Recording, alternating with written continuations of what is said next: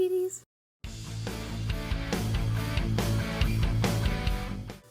So today's a little bit different. Today's gonna be a little advice vlog because I think that I have a lot of knowledge that I can bestow upon you. So I definitely don't claim to know everything. I definitely don't know everything, but I feel like I have a good range of knowledge, you know? Okay, also this is like a high school specific advice, like not just life advice. There'll be some like life advice sprinkled in there, but this is like a high school. So we're just gonna kind of have this like little sit down, like a little sleepover, you know?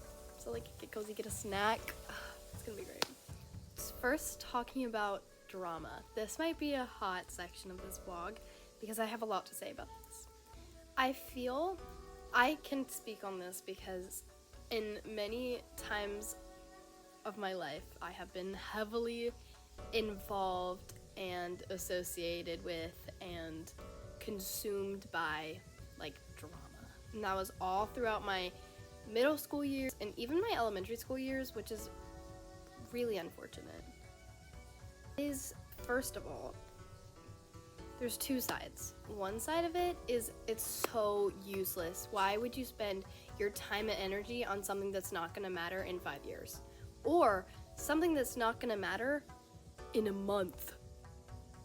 What are you doing? Bud, get up. But the other side of like drama is that it's true that anything can strongly affect your mental health. So like it doesn't matter, but also some things do matter. Like, you know, there's like a line. The next is friends. Woo. Okay, I have two main things with this. First one is I, at one point in my life, was a person that I had a fair share of friends and like a few that I was really close to, but I was scared to talk to people. Like there are these people that I like wanted to be friends with so bad, and I was low-key jealous of the people that were like I wanted to be friends with them so bad, but I was scared because I just assumed that they weren't gonna like me for whatever reason because I wasn't secure and confident with myself. But in reality, those people also wanted to be friends with me, and we both didn't know it, and now I'm friends with all of those people. So I think you kind of just have to put yourself out there, you know?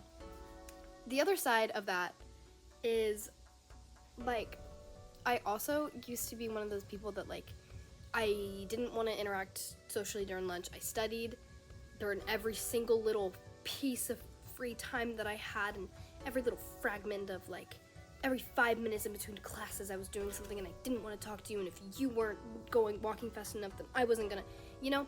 And I think that that's not a good way. I don't think that's the way. I think you have to find a balance between studying and being productive in your free time, because scrolling on your phone with your friends during like your free time is not smart. It's good for yourself. No, it's not. Okay. But also don't isolate yourself from your friends. I think it's not healthy. Like a lot of the time I feel so wrapped up in my own life that I don't even like the idea of like having someone else to interact with. Like, you know, like it's really overwhelming. But you guys have met Miles on this channel, and I don't know what I would do without him. He's like this just ball of sunshine in my life, and I am like forever in debt to him for his just like positive contributions on my life. Like it's just like healing for my soul to have him around, and I feel like you just need to find your person that like is that person for you. And I think that can be someone you're close with, that can be a parent, that can be a teacher. I might get a little teary when I talk about this one. Grades. Deep breaths. Once again, two completely opposite sides to this, because I've been on both sides. First, at one point in my life, I've been a lot of different people. At one point in my life, I was one of those people that didn't care about grades at all. I did not care about my grades whatsoever, and I didn't really care about going to college. Like, and I remember thinking like, NYU would just let me in because I have a great personality. I'm gonna hold your hand while I say this. No, they won't. They do matter. In the long run, grades do matter, and like all they can do is help you. Why are you working against yourself? So yes, they are important, and having good grades is just the foundation of everything for me. For me personally, my grades affect my mental state more than anything else in the world does. Don't drive yourself crazy. I mean, do because it's important and you want to be dedicated and you want to be actively working. But at the end of the day, in perspective of your entire lifetime, it's just a number. I didn't really understand just like grades, because I went to a school that we didn't really have letter grades until a long time. And I grew up thinking that I was like stupid and could never be a smart person, could never be like a person that was good at school or go to college. I just grew up my whole childhood into all throughout middle school. That was just me. That's who I thought I was. And I just thought that I was incapable of doing anything like going to a good college, or doing anything like getting an A on anything, or doing anything like running a club or anything. Like, I just didn't think that I was capable of doing any of that stuff. And then I got to high school, and I was like, wait, the only one that's stopping me is me. So why am I still holding myself back just because I don't think I can? But everyone else is doing it. It's also a big one. Comparison. It can be so easy to look at someone next to you who has maybe like the perfect body type, or the perfect life, or the perfect home, like family life, or perfect grades, and think like, really compare yourself to that and be like, wow, that's not what my body looks like. That's not what my grades are. That's not what my family's like. Does that mean that mine is bad? The answer is no. There was this girl, and she was the most talented singer, the most talented dancer, and the most talented actor, and the most beautiful person. She had like my dream body type, and she like was so cool, and she had all these friends wanting to be her so bad. And I started changing the way that I held myself. I started changing the way that I dressed. I started changing the way that I act. I started changing the way that I talk and sang and danced. I just think that that's like the worst thing you can do. It's okay to emulate people that you are inspired by through your actions and not through your expression of yourself. I think that that's pretty period. What I thought about a lot is that you are stuck with yourself for every single second that you are alive. So every single second that you are living until you die, you are going to spend with yourself. So have her, or they, whoever, have yourself be someone that you enjoy being around. One is homework. I, once again, have been a procrastinator in my time. I'm not anymore. Everything's done. All the time. At the right time. Every time. Nothing missing, ever. But there was a time in my life where I definitely was a procrastinator to like the highest extreme, and I think it's put you in a hard place, because a lot of the time you want to do it, you just don't want to do it. You want it to be if you're I have a good one. If you're procrastinating, you want it to be done, but you don't want to do it. And honestly, I'm eating my food now. My advice is just do it. Like, what are you getting out of going and sitting in your bed after you get to school? Nothing. And sometimes you need that, I think. And sometimes you need, when you get home, sometimes you need to get in your bed. I don't recommend it, but sometimes you need it. Genuinely, what are you doing? Genuinely, I'm begging you to lock in for yourself. Like, as if you need a break, then your body is telling you that you need a break. But I don't think being on your phone is very good. Piece of advice is have a routine. A morning routine, a nighttime routine, just some sort of routine in the morning specifically to get your day going. Maybe that looks like a 1,000,000-step routine where you're super productive and you get everything done and you're like super adventurous. Or maybe that looks like you get up, you roll out of bed, and you wash your face, you brush your teeth, you get dressed and go to school. But as long as you have things that you do in the morning to like keep yourself grounded and just kind of like start the day right. Starting the day right is so important. You don't make your bed in the morning, start making your bed. Like, I genuinely cannot fathom, if I don't make my bed, that means something is deeply wrong. You don't need to be like me. I'm not saying that the key to high school or the key to life is being like me, because it's definitely not, because I definitely do not have many things figured out. But I will say that making your bed starts your day off right, because when I wake up, I don't want to make my bed. I want to stay asleep. Everyone wants to stay asleep when their alarm goes off. But I get up and I turn the light on, Because if you go ahead and get up and turn the light on, well, one, you're not gonna go back to sleep now if there's a light on. Or sometimes you will. But two, like, you're starting your day doing something you don't want to do, and most of the time, what you have to do is not what you want to do. But you have to do it. So start your day like that. So then it just builds that up throughout the day in your brain. Just really try and work on your phone addiction, because I know you're addicted to your phone. I know you are. I know you are. You gotta work on it. Because, hey, this is just a box, bro.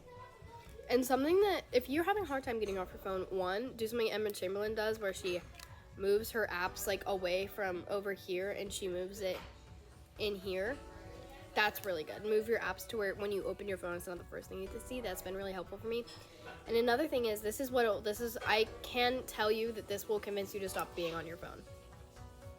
I have the key to ending your phone addiction. And it's kind of crazy, so if you want to skip ahead, you can. But imagine you're literally dying. You're literally on your deathbed. You don't know how much longer you have left. You just know it's not a lot of time. Like minutes. The seconds are fleeting away. Like, you're going to die. And you're having a reflection of just your whole life and what your whole life has been. And you realize how much time you've spent looking at a screen.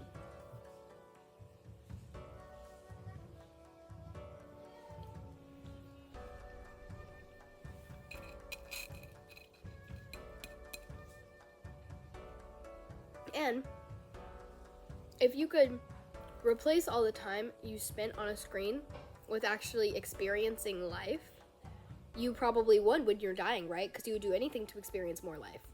Perchance, in this example. But imagine how much time of your life, regardless of your faith or religion, all is respected, obviously. It's a safe place. But you still, this is your life. This is your life. Congratulations, welcome to it. But I'm trying not to say you only get one because I don't want to make this like, I don't know, that's just how I feel, and I feel like you're wasting your life. Your life. I'm just trying to be really conscious about the words that you have in your brain and what you say to yourself and what you say to people around you and how you handle situations. And just like your outlook on life in your day. Like if you wake up, your alarm goes off and you're like, oh my God, another day. Are you freaking kidding me? I don't want to go to school. Hear me out. Instead, oh my God, my alarm went off. I'm not dead. I get to live another day. Huzzah, you know? Like, how lucky am I to get to be healthy and get to go to school? How lucky am I? You know? How lucky am I to have a safe house? Like, how lucky am I to have a roof above my head and food and water? Because some people don't have a roof above their head, food or water. So, like, I just think it's important that you look at things with a certain perspective. And you're just very conscious of the words that you say to yourself in all contexts. Because the words you say to yourself matter, I promise. That's the end, because I do have, I need to finish eating my nuggets, and I'm eating my nuggets at a very slow pace because I'm getting really passionate about what I'm talking about. But maybe I was just yapping, maybe none of this was helpful, but if it was, I'm so glad. And just a reminder that you don't have to wait till January to turn your life around. You can start right now. Even if every opportunity that you've been given to change things or start over or to change, okay, even if every opportunity that you have had to change and to start over or to adapt a new habit or to just become a healthier, happier, better version of yourself, even if every time you've been given that opportunity you have turned it down and scrolled on your phone, or turned it down and done something that was maybe not the most productive, you can start right this second. Like, if you're watching this in the morning and you're like about to go to school, you can make your bed right now. You don't have to wait till tomorrow to become this perfect person. Also, it's not linear. Like, you're not just gonna like become this perfect Pinterest person in a couple. You have to work for these habits and you have to work for these things. But at the end of the day, it's worth it because it's all to better yourself.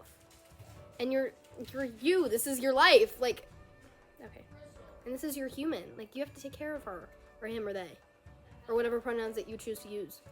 All is respected, period. You know? Okay. Okay. I'm really gonna end it now. I might have just been yapping. I'm sorry if this was stupid.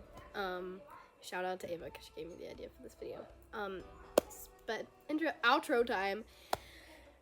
If you're watching this at night, I hope you have the most restful rest. And if you're watching this in the morning, I hope you have the most positive and productive day. And you all got this. You can start now. You can start again. I love you.